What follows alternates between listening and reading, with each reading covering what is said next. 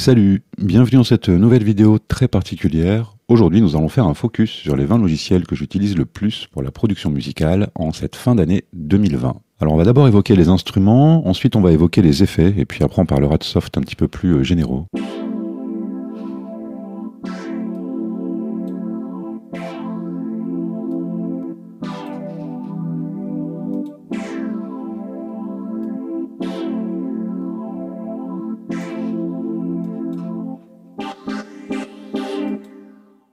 Pour commencer, je voulais parler de la V-collection de Arturia. Donc, c'est une collection de synthétiseurs légendaires en version software. Arturia s'est bâti une solide réputation d'ailleurs en reproduisant en software des synthés de légende. Et au fur et à mesure des mises à jour, la V-collection s'est enrichie d'outils vraiment cool.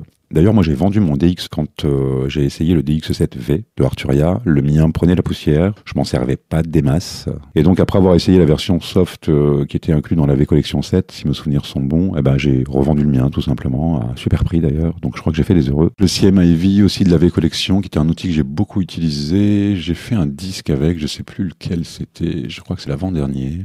Ou avant-avant-dernier. On a énormément d'instruments, je crois qu'il y a 21 ou 22 instruments dans cette collection. Donc la V-collection d'Arturia, une collection hyper cool. Alors sur la seconde piste, j'ai le Spitfire BBC Symphonic Discover qu'on va écouter.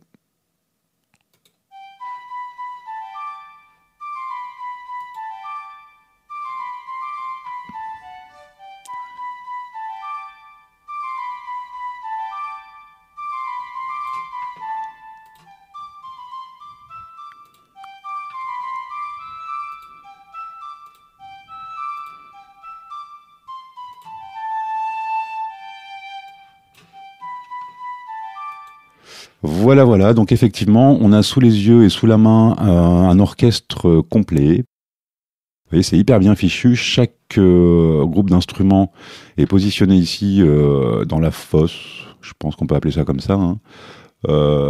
Comme dans un orchestre ADI, vous voyez. Puis donc, quand on appuie ici, on va plutôt sélectionner tel ou tel type d'instrument. Alors, le Spitfire BBC Symphony Discover, donc c'est ce qu'on a sous les yeux. C'est un plug qui est hyper léger, il pèse à peine 200 MB. C'est vachement bien fichu, hein, vous voyez, comme on peut s'en rendre compte. Il n'y a pas beaucoup de possibilités sur l'interface, mais finalement c'est suffisamment bien pensé et puis ça sonne suffisamment bien pour qu'on n'ait pas trop envie de toucher plus que ça. Je compose parfois pour la télé ou le cinéma, et puis alors vraiment c'est dans ce type d'exercice que je vais apprécier ce genre d'outil. Alors un autre instrument que j'utilise beaucoup, j'ai fait pas mal de disques avec d'ailleurs, hein, pour le coup. C'est le VR08 d'un tout petit éditeur japonais qui s'appelle Alipapa. Voilà, alors c'est un plug qu'on peut avoir gratuitement mais qui va avoir des limites, notamment pas de sortie séparée et puis des samples en 16 bits. Alors que la version Pro va proposer des sorties séparées, des samples en 24 bits. Voilà. Alors qu'est-ce que c'est? Eh ben c'est une TR-808 et une TR-909 dans une seule boîte. Voilà, et ça sonne d'enfer. Mais quand je vous dis que ça sonne d'enfer, ça sonne vraiment d'enfer.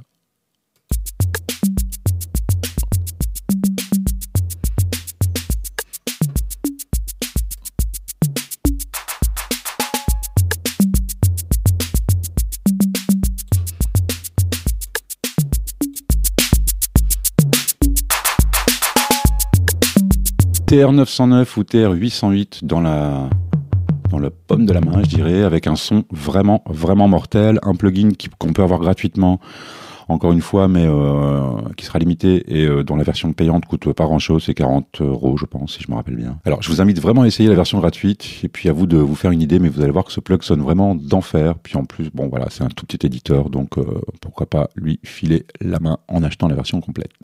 Sur la quatrième piste, on revient en France avec nos amis de Grenoble, de chez Arturia, et ce synthé qui avait vraiment fait parler de lui quand il est sorti. On en est déjà à la version 2.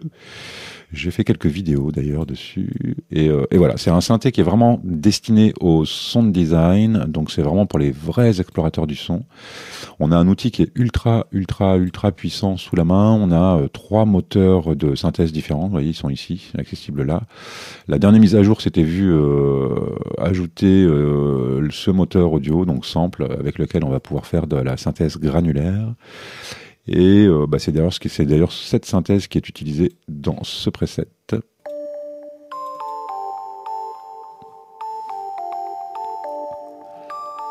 Voilà, donc Arturia Pigments 2, un outil que j'utilise quand même assez souvent quand j'ai besoin de designer des sons assez pointus.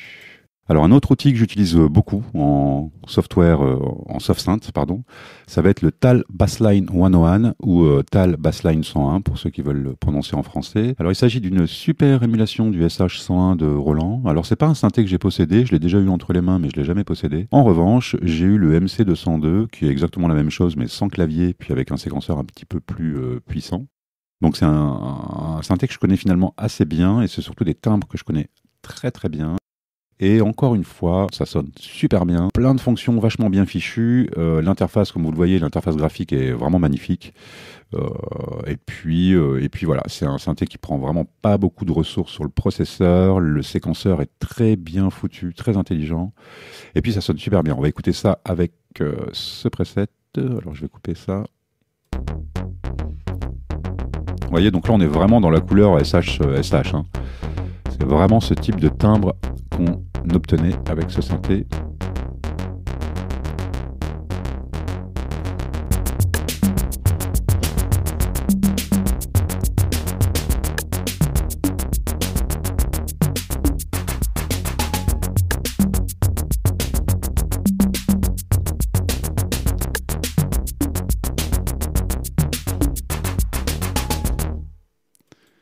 Voilà, donc une super émulation, un super outil, ça coûte pas grand-chose, hein. On est vraiment dans des tarifs très très bas comme la plupart des softs que propose cet éditeur. D'ailleurs, tous les softs que propose cet éditeur sont très très bas en termes de tarifs. Et ça s'appelle le TAL Bassline 101 et c'est vraiment un super outil. Alors, juste à côté, dans ma liste, on va trouver une autre émulation d'un gros classique. Cette fois-ci, ça nous vient de Californie et ça nous vient des gens chez Cherry Audio. Alors, il s'agit du CA2600. Pour ceux qui connaissent la chaîne, eh bien, vous connaissez ce synthé puisque je l'ai traité il n'y a pas tellement longtemps. Alors, qu'est-ce que c'est ? Eh bien, c'est une version soft du ARP 2600 qui était sorti dans les années 70. C'est un synthé qui est vraiment destiné au sound design. Les petits gars de chez Cherry Audio ont vachement bien travaillé là-dessus. Alors, regardez par exemple, si je clique sur la forme d'onde triangle ici, ce qui se passe, on ouvre un multi. Ce multi est composé de 6 sorties. Hein, on peut récupérer 6 fois le signal. Mais on va pouvoir en récupérer plus puisque chaque fois qu'on va retirer un câble, eh bien, on va augmenter la taille du multi. Donc effectivement, on a un synthétiseur sous les yeux qui est vraiment destiné au sound design, qui est ultra puissant, très très convaincant aussi dans ses timbres. On arrive à obtenir bien évidemment des couleurs qui sont assez typiques de ARP. Voilà, alors moi le ARP 2600 je ne l'ai jamais eu entre les mains, j'ai eu un Odyssey qui était la version Korg d'ailleurs, que j'ai revendu il n'y a pas tellement longtemps. Ici on a un synthétiseur qui coûte pas grand chose, hein, je crois que c'est une trentaine d'euros, 30 ou 40 euros, voilà, et qui fonctionne super bien. On va écouter ça avec un petit preset que j'avais modifié, j'ai juste rajouté un peu de distorsion et un peu de reverb, et on va écouter ça d'abord sans les drums, et puis après avec les drums.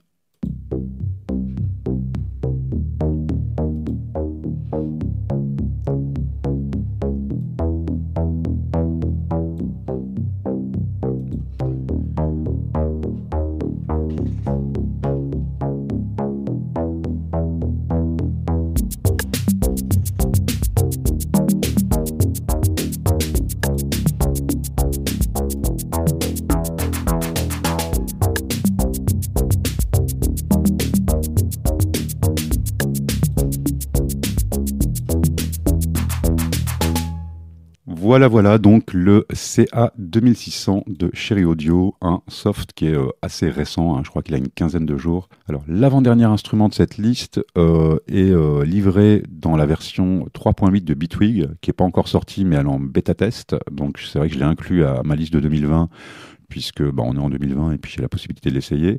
Il s'agit d'un synthétiseur, c'est le Polymère de chez Bitwig, donc, avec une grande nouveauté, c'est l'apparition de ce qu'on appelle Grid. Je vous laisserai regarder ce que c'est.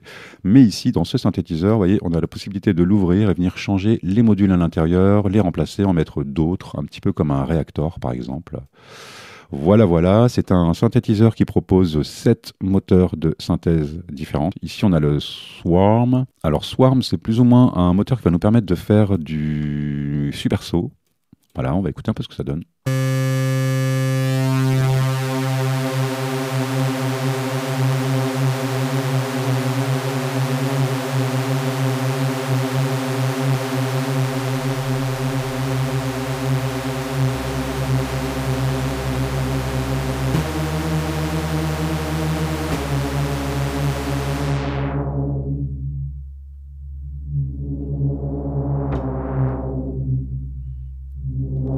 Alors, vous devez entendre des bruits de fond, hein, c'est quand j'appuie sur le clavier ou que je bouge un peu la souris, je suis désolé hein, pour ça. Mais voilà, en tout cas, c'est un synthé qui sonne vraiment super, qui a des moteurs audio très intelligents, très bien fichus. J'ai été vachement convaincu par ce moteur audio aussi, qui s'appelle le Wavetable.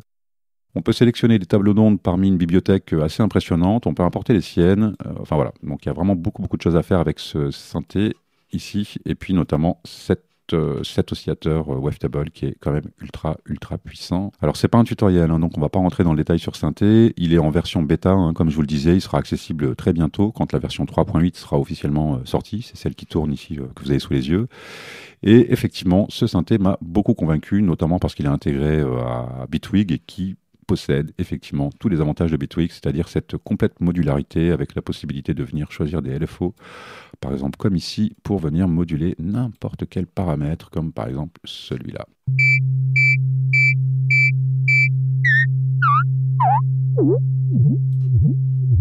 Voilà, c'est ça Bitwig et c'est pour ça qu'on adore ce soft. Voilà, donc c'était Polymère de Bitwig. Dans les instruments également que j'utilise quand même assez souvent et qui m'ont beaucoup plu, chez Ableton et dans Live, on va trouver un synthé qui est super sympa, qui s'appelle Wavetable. Il est ici. Voilà. Alors avec la version 11 de Ableton, il a encore été amélioré, c'est-à-dire que maintenant il supporte le MPE, c'est-à-dire le MIDI Polyphonic Expression. Voilà, hein, on a un petit onglet qui s'est créé ici en plus. Alors c'est quoi Wavetable? Effectivement, c'est un synthé à table d'onde qui sonne vraiment super bien. Vous voyez, on a vraiment des timbres qui sonnent typiques.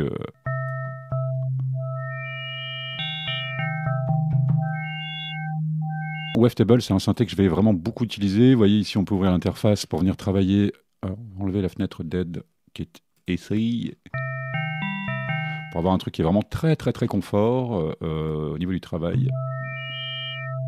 Voilà, donc le Wavetable de Ableton qui s'est vu amélioré encore avec cette future nouvelle version d'Ableton Live 11. Alors maintenant, on va continuer avec les effets. Et pour commencer, on va parler de tranche de console.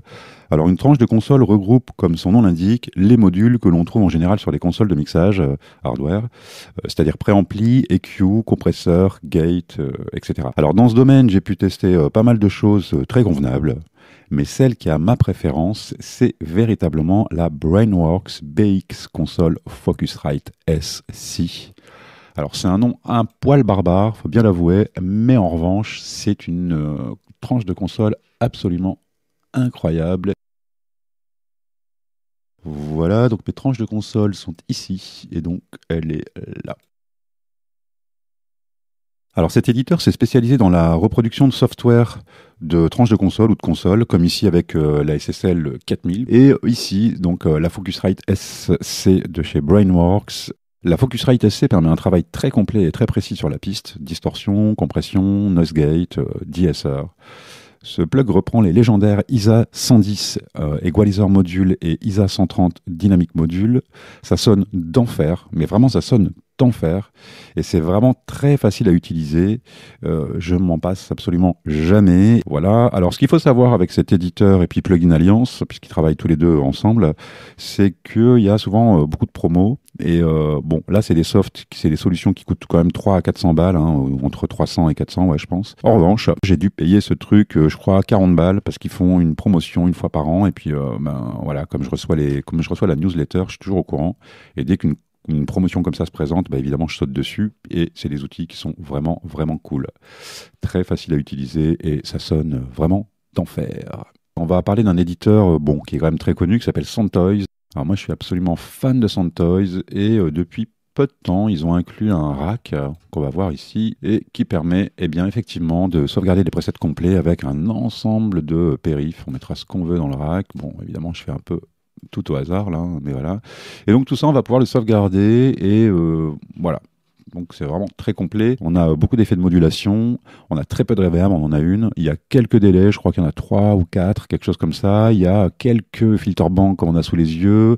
Il y a quelques versions software de choses qui ont existé, comme par exemple ce Microshift ici, qui est basé sur un module de chez Eventide, je crois, mais j'en suis pas certain. Je sais pas, j'ai peur de dire une bêtise, donc je dirai rien, mais en tout cas, voilà, je sais que c'est basé sur un truc hardware qui a fait un carton dans plein de studios. Moi, j'utilise beaucoup, hein, ça sur les voix, c'est vraiment un truc que j'utilise vraiment, vraiment beaucoup. Voilà, il y a des délais qui sont vraiment fabuleux. Le Primal Tap, moi, c'est un truc qui m'a beaucoup plu. Voilà, ici. Il y a le Little Primal Tap aussi qui est pas dans la liste ici mais qu'on trouvera par ailleurs, et puis il y avait cette reverb qui était gratuite aussi à un moment donné. Maintenant elle l'est plus, mais moi je l'avais touchée gratuite. Alors moi je vous invite quand même à vous inscrire aux newsletters de tous ces éditeurs parce que souvent ils font des cadeaux et puis il faut être là hein, quand ils font des cadeaux, comme ça on peut en bénéficier. Alors voilà, la petite reverb qui était gratos et qui est quand même vachement bien fichue de chez Soundtoys, c'est la Lil Plate qui est là. Voilà, donc ça c'était une petite reverb qui a été offerte à un moment donné. Maintenant elle doit coûter 40 balles ou 90 balles, je sais plus trop, et franchement ça sonne vraiment d'enfer, hein. Ça sonne incroyablement bien. Je vais pas faire de conneries, on va faire ça, mais on va essayer d'écouter.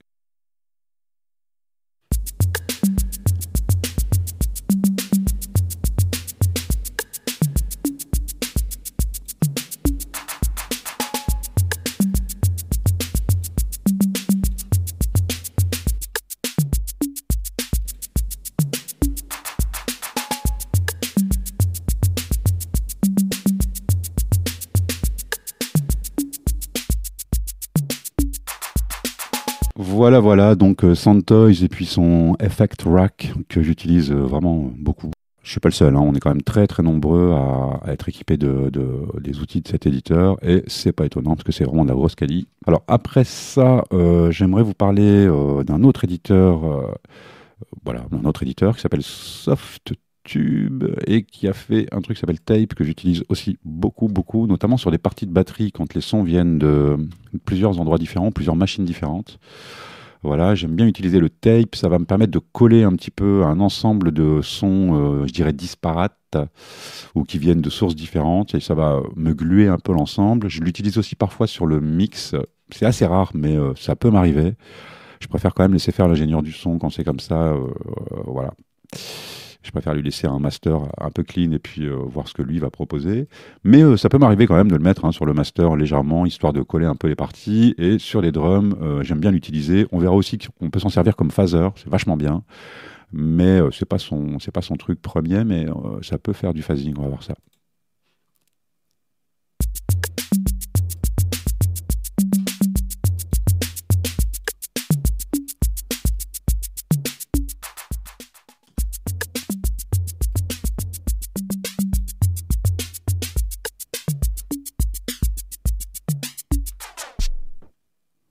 Avec le petit stop qui est sympa et la reprise aussi qui est rigolote comme tout pour faire des effets si on le veut. Voilà, donc pas seulement un émulateur d'enregistreur à bande, mais aussi un outil qui peut nous permettre de faire du phasing, faire du tape stop comme ça, et c'est assez rigolo. Voilà, donc une petite boîte à outils fort sympathique. Alors, on va rester chez SoftTube, et puis cette fois-ci on va parler d'un outil qui est pour une fois gratuit. Effectivement, ça existe bien chez eux. Ça s'appelle le Saturator ou Saturation Knob. On va regarder. Voilà, et c'est tout bête. Donc ça s'appelle le Saturation Knob, c'est un outil assez simple, mais ça va nous permettre de rajouter des harmoniques ou de la distorsion. Ça nous permet aussi de pouvoir placer un objet dans le mix, hein. Parfois on a des objets qui sont, ou des pistes pardon, qui sont un petit peu faiblardes, qui ne trouvent pas vraiment leur place dans le mix. En ajoutant un peu des harmoniques, en faisant saturer un peu le signal, parfois ça peut aider effectivement des parties un peu faibles à bien se placer dans le mix. Et moi c'est comme ça que je l'utilise. Je l'utilise rarement comme saturateur pour vraiment distordre un son et le saturer beaucoup. Il y a d'autres outils qui sont un peu plus puissants et performants, je dirais, pour ça. Là, ça fait bien le taf, mais moi, je l'utilise surtout, effectivement, pour venir aider au mix, quoi, hein, tout simplement.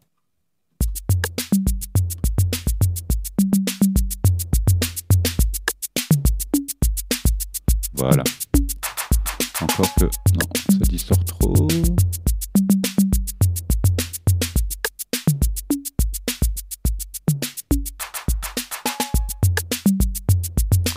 Voilà, voilà, donc c'est gratuit, il faut pas hésiter à en profiter et c'est un super éditeur, donc vous pouvez y aller en toute confiance. Moi, c'est quelque chose que j'utilise pas tout le temps, tout le temps, tout le temps, mais quand même assez souvent. Ça peut me permettre effectivement de venir réchauffer mes frites, comme on dit. Alors, un autre outil que j'avais chopé gratuit, mais cette fois-ci de chez Native Instruments ou Native Instruments, ça s'appelle Raum. C'est une reverb absolument fantastique. Mais quand je vous dis fantastique, elle est vraiment top. On va écouter ça tout de suite et encore une fois sur cette partie de drum. Voilà, on va couper le mix pour l'instant.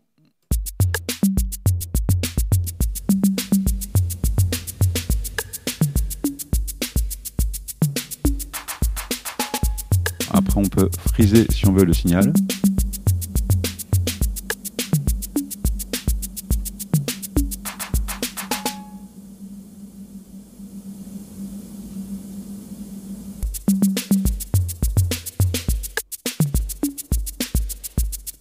Voilà donc Raum, une reverb avec trois moteurs différents, hein, vous voyez, Cosmic, Airy et Grounded. Voilà, super outil, ça fonctionne vraiment, vraiment, vraiment super bien, c'est d'une grande stabilité, l'interface est très très jolie, des fonctions qu'on attend sur une reverb et en plus des fonctions un peu plus poussées même.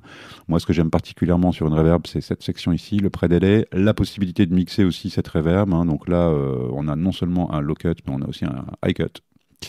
Donc très complète et encore une fois, eh bien, c'était un outil gratuit, donc je le répète, je vous invite vraiment à vous inscrire aux newsletters des éditeurs de software parce que parfois ils font des super cadeaux comme cette fameuse Raum de chez Native Instruments.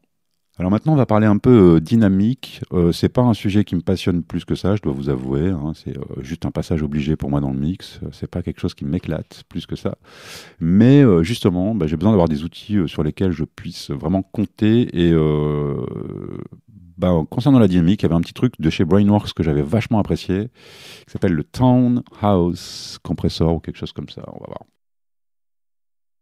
Voilà, Townhouse Bus Compressor. Alors, c'est une version modifiée du bus compressor de SSL et c'est une version modifiée par Townhouse, qui étaient des Anglais, je pense. Et donc, c'est une version software d'une version modifiée d'un compresseur d'une console très connue. Voilà. Alors, moi, je m'en sers pour coller des parties, encore une fois, ensemble. Hein, c'est un bus compressor, donc c'est vraiment à ça que ça sert. Mais c'est aussi un outil créatif. Hein, voilà. C'est un compresseur, donc on peut s'en servir discrètement, comme on peut s'en servir en mettant vraiment les deux pieds dans le plat si on veut. Il n'y a pas de règle.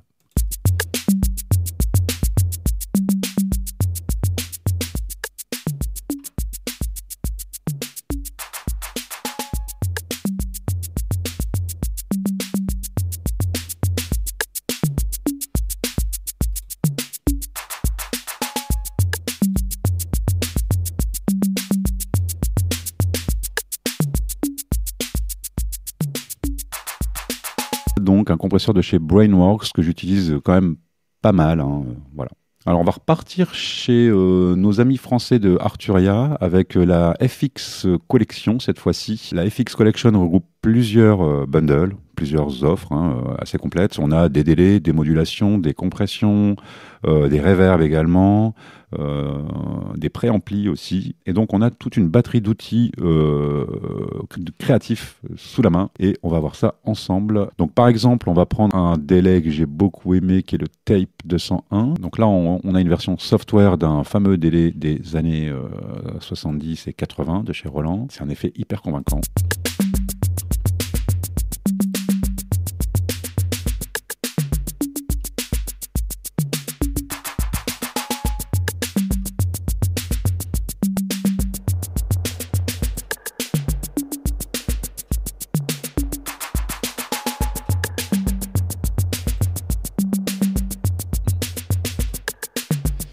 Voilà, donc le Tape 201 de Arturia qui fait partie de la FX Collection, hein, comme je le disais à l'instant, et qui est quand même très complète puisqu'elle propose de la compression par exemple, mais également des reverbs. Alors une reverb que j'utilise beaucoup de ce pack, ça va être la Rev Intensity.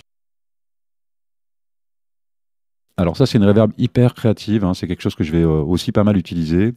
notamment parce qu'elle a des possibilités de modulation comme c'est très bien les faire arthuriens. Vous voyez ici, on retrouve les enveloppes follower, mais surtout les functions qui sont présents dans beaucoup de soft Arturia. Voilà, qui nous permet d'ajouter un petit peu de la modulation à notre reverb. Donc on a sous les yeux une reverb qui comporte très très bien en studio comme reverb classique, mais aussi un formidable outil créatif. C'est une collection que j'utilise absolument tout le temps. Il y a toujours un de ces outils qui sera dans un de mes morceaux enregistrés quand j'enregistre des morceaux sur l'ordi. C'est vraiment une super collection. Alors quelque chose qui m'a beaucoup plu également sur la nouvelle version de Bitwig, ça va être son EQ Plus. Donc c'est un super EQ, moi j'adore.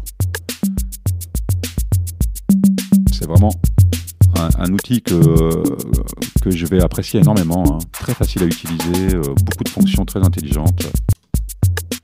Par exemple, ici, on va écouter uniquement la bande. Voilà. Voilà, c'est vraiment ce genre d'EQ, moi, que j'aime utiliser. C'est très pratique, ça va très vite pour dessiner des courbes et puis venir corriger, améliorer, sculpter notre son. Faire à peu près ce qu'on veut. Voilà, donc l'EQ Plus de Bitwig, qui est aussi un outil que je vais vraiment beaucoup utiliser, et notamment par rapport à ce qu'on a vu tout à l'heure dans les tranches de console. Quand j'utilise ce genre d'outil, c'est vraiment pour la précision de l'égalisation. On arrive à obtenir des trucs hyper précis, peut-être un peu moins avec les tranches de console où on a des rotatifs, voilà, et ici on peut vraiment venir fouiller le détail, voilà, et c'est un outil qui est super beau à utiliser, comme vous pouvez le voir, super simple, et en plus il est inclus à Bitwig, donc pourquoi s'en priver? Il s'agit donc du EQ+. Alors encore un outil intégré à Bitwig qui m'a vraiment beaucoup plu, vous allez voir, c'est chouette, ça s'appelle Comb, c'est un filtre en peigne, hein, effectivement comme son nom l'indique, mais avec des petits twists fort sympas, et puis ça permet vraiment de créer des choses folles. On va rester sur ces drums, hein. Je ne sais pas ce que ça va donner, on va voir.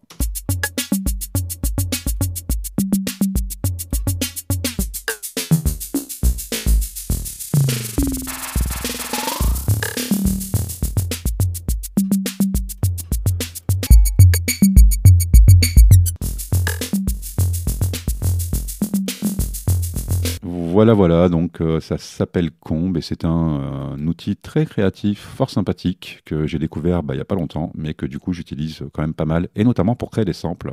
Voilà, Comb de Bitwig. Alors on va retourner sur Ableton Live, notamment pour deux effets qui m'ont vraiment beaucoup convaincu, qui seront présents dans la version 11. Donc je rappelle que c'est une version de bêta-test, hein, que vous avez sous les yeux. Je fais partie du programme de bêta-testeur. Merci d'ailleurs à Ableton pour leur confiance.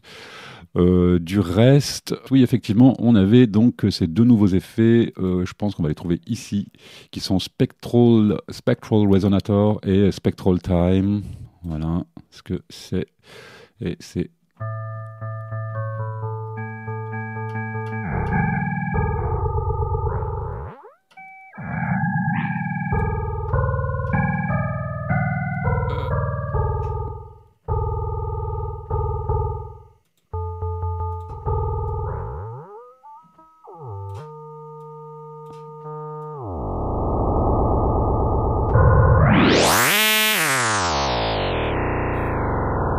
Donc là, c'est Spectral Resonator. Donc effectivement, c'est un résonateur qui va qui va agir sur des bandes de fréquences très particulières, hein, qu'on va sélectionner ici avec ce bouton. Je l'ai également testé sur des drums et ça donne des trucs fabuleux. Ça rejoint un petit peu le Comb, hein, qu'on vient de voir de chez Bitwig. Moi, j'adore ce genre d'effets parce que c'est des effets spectraux qui permettent de créer des textures qui sont souvent jamais entendues, des choses très nouvelles. Mais aussi parce que ça me permet, encore une fois, je reviens là-dessus, mais de faire des samples. Voilà, donc j'adore ce type d'effet, et Spectral Time m'a vraiment beaucoup convaincu également.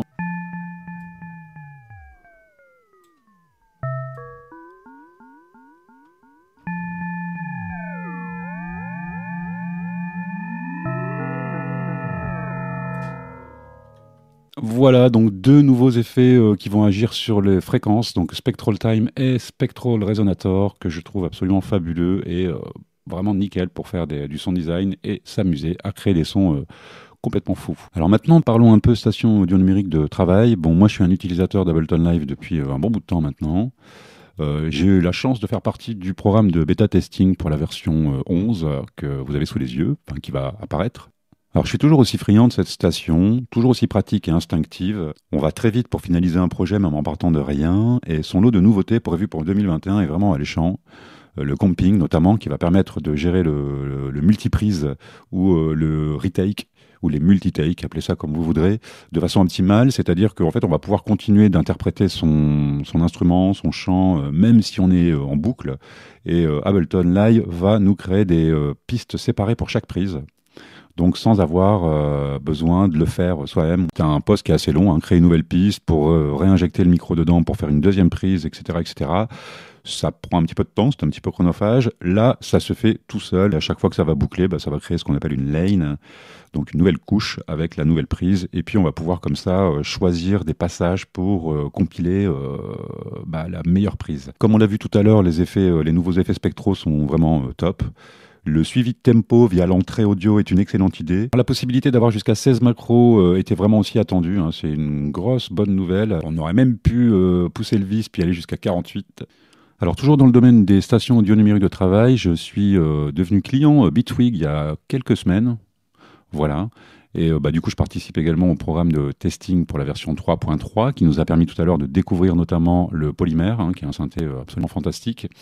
Et effectivement, eh bien, je suis tombé complètement accro à cette station. Je la trouve vraiment très très pratique. Alors bon, on va pas rentrer dans le détail, hein, comme je le dis depuis tout à l'heure, c'est pas un tuto. Mais voilà, je vais utiliser les deux, hein, autant Ableton que Bitwig. Ableton Live, ça va être surtout quand j'ai une idée très précise en tête, ça me permet d'aller très très très très vite pour la réaliser. Et ici, on a quelque chose de peut-être plus profond, où on va pouvoir vraiment aller fouiller le détail, créer des choses absolument incroyables, avec des fonctions de modulation qui sont complètement dingues, puisque n'importe lequel des périphériques qu'on va mettre ici pourra être modulé en interne. Alors, on va voir ça. Je vais pouvoir venir mettre des modulateurs, et ça, c'est valable pour tous les outils intégrés à Bitwig, mais également, comme vous le voyez ici, eh bien, les plugins. Donc, je peux venir ici moduler les paramètres de n'importe quel outil, et c'est une super idée. Donc, en fait, Bitwig, c'est une station audio numérique de travail, mais qui est quand même très modulaire, ou en tout cas qui ressemble vraiment à un système modulaire. On a notamment, on le voyait tout à l'heure, hein, mais on a notamment Grid qui a fait son apparition, qui permet aussi de rentrer dans certains périphériques et de créer des choses complètement dingues. Polymère intègre le système de grid ici. Sinon, on a même un autre synthé qui s'appelle Polygrid d'ailleurs, qu'on peut mettre là. Alors, voilà, ça c'est Polygrid. Et donc, je le disais, hein, possibilité de venir moduler tout ce qu'on veut. Donc, Bitwig, une station que j'ai découvert, je ne l'ai pas découvert il n'y a pas longtemps parce que j'avais déjà essayé il y a quelques années. Mais en tout cas, là, je suis devenu vraiment client et puis je passe beaucoup de temps en ce moment à m'amuser comme un dingue là-dessus.